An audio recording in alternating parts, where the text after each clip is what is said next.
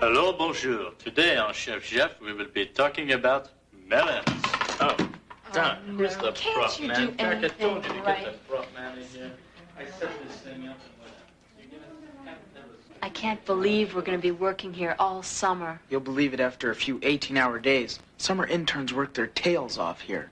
Yeah, but Michael, think what we're learning, man. This is a whole course in communications. I know.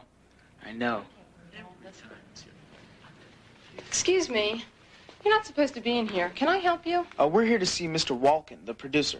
I'm afraid Mr. Walken's tied up with a show right now. We're the summer interns. I'm Eric Wong. This is Michael Sims and Kathy Anderson. Oh, no. Didn't you get the letter we sent out? Letter? Last week. Surely you were told. Told what? I think you'd better speak with Mr. Walken. I'm afraid I got some bad news for you kids. Because of state and federal funding cutbacks, things are a little tight around here. Even so, I thought we could keep the summer internship program. I mean, we don't pay you guys that much, but we're down to the wire. Frankly, there's not that much for you to work on anyway. But why didn't you let us know? I'm sorry, we had to lay off some clerical staff. I guess the notifications were never mailed. I think this one deserves a phone call, Mr. Walken. You're right, that's my fault. I'm sorry, kids. What can I say?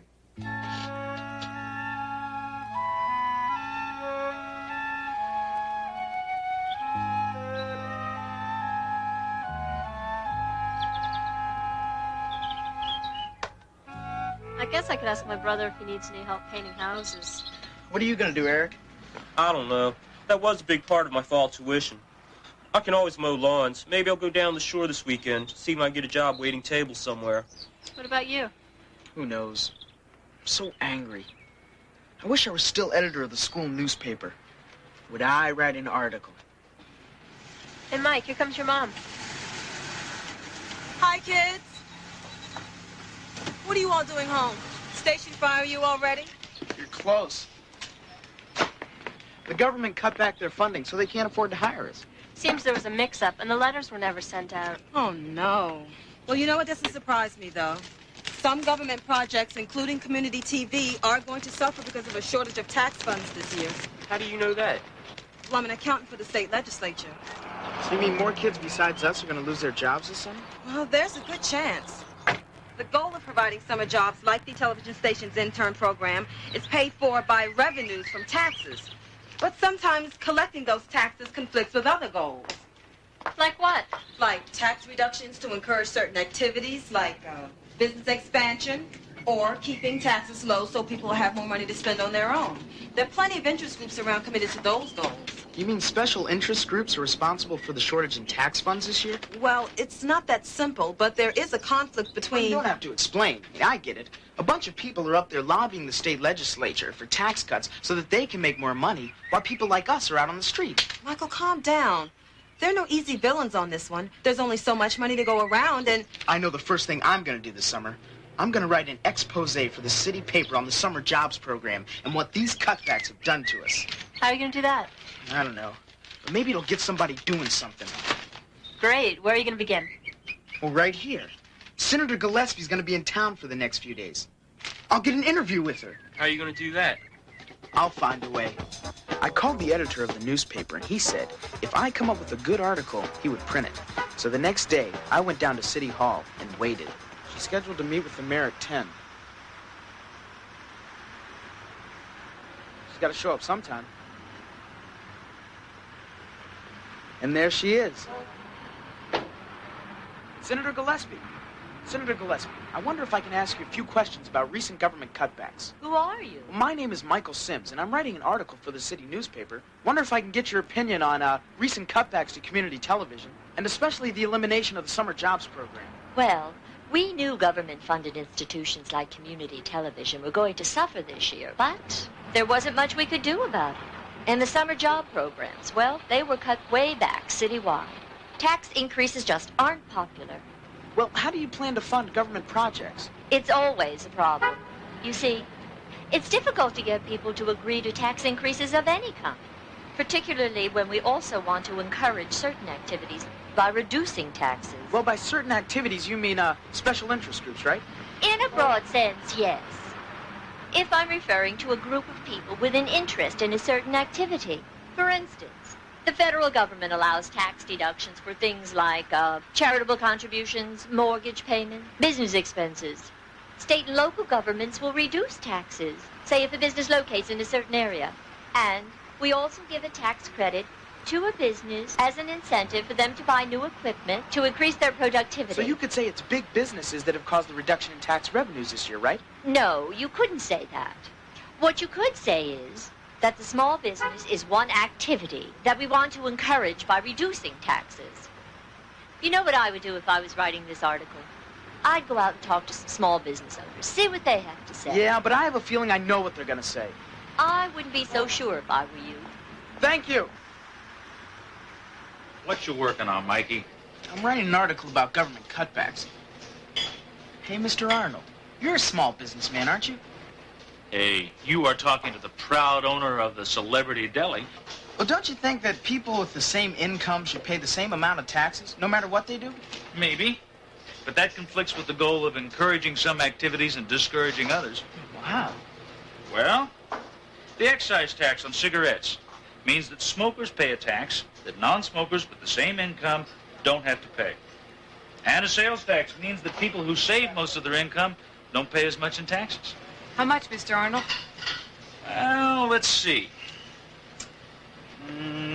With taxes, that's $2.27. And a tax break for businesses means, less tax revenues for government-funded projects. Maybe. But it also means that businesses make more money, and that means more jobs and more people paying taxes. And the equipment that I can buy because of tax credits has to be made by someone, and the money that goes into that company to pay workers is taxed just like everyone else. You know, sometimes it irritates me how people always just assume that the businessman is the bad guy. Why don't you take a look at some of these organizations that are tax exempt? The university. Well, why the university? Because property owned by the state university is completely tax exempt. Hell, maybe I will. Michael, I don't know much about reporting, but I always thought that a good newspaper article was one that was supposed to be objective. Sounds to me like you're pushing a certain point of view here. Anti-business. Well, I don't editorialize, Mr. Arnold. Whatever I write will be objective, whether I agree with it or not. Good. I'd hate to see you put all that work into something that wasn't top-notch journalism. Follow up on that university thing if you get the chance. I'd be interested in what they have to say.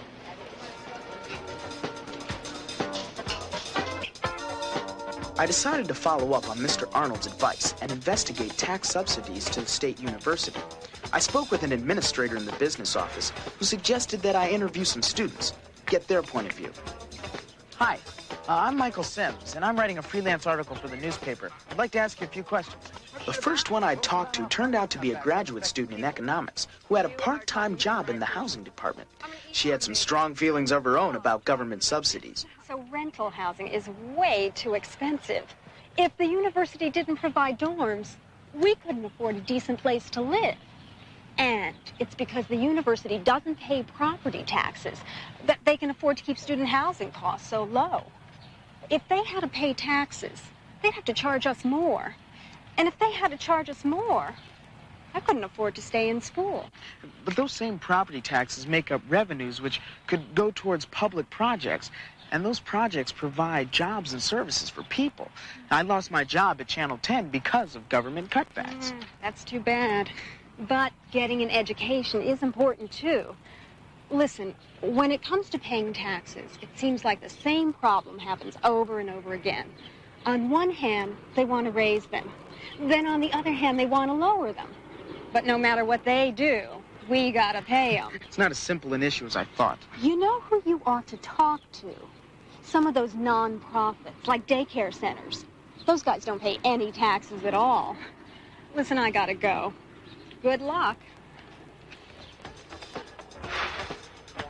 This was starting to get complicated, but maybe there was something to this non-profit angle. I decided to visit a government-subsidized daycare center, see what they had to say. I wouldn't be able to keep this center open if it wasn't for government funding and tax-deductible contributions. Plus, the people who use the center get a tax credit for part of the money they pay me for taking care of their kids. Are you saying this place is totally tax exempt? No, we still pay payroll taxes. Supported by government funding and private contributions. I can see why we'd want to support a service like this, taking care of kids. But it is kind of a business, and tax revenues are being lost. Can't you operate like a regular business and not be dependent on the government and individual contributions? Yes, but then we'd have to charge a lot more for our service. And some of the families who bring their children here can barely afford what we charge now.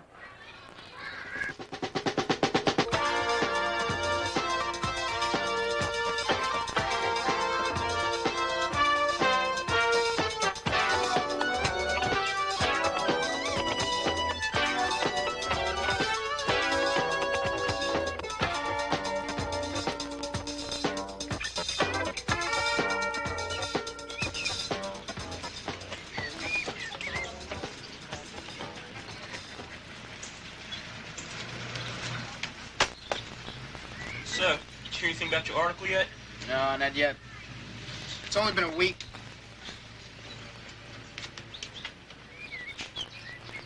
I guess it's back to another day of painting houses. You wouldn't believe the lawn I mowed this morning. It was as big as a football field, with hills. My legs can be stubs by the end of this summer. Yeah, I'm gonna be doing the same thing. Hey, look, they printed my article. Where? Let me see. Hey, congratulations. This is great. This makes me an official journalist. There I am. Hey, wait a minute. There aren't any villains in this article.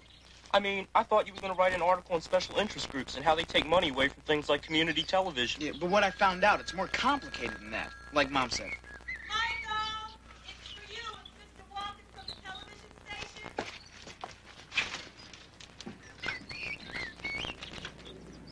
Walking the weasel. What do you think he wants? How should I know? Yo! What is it? They want me back. Who? Oh, the television station. They just got a grant from the local Chamber of Commerce to do a series about taxes and conflicting goals. And Peter Walken, the producer, wants me to be a researcher. And he says he may have some work for you two guys. You're kidding. Well, what do you know? And I was just saying what a nice guy that Mr. Walken is. Like I said in my article, there are no villains.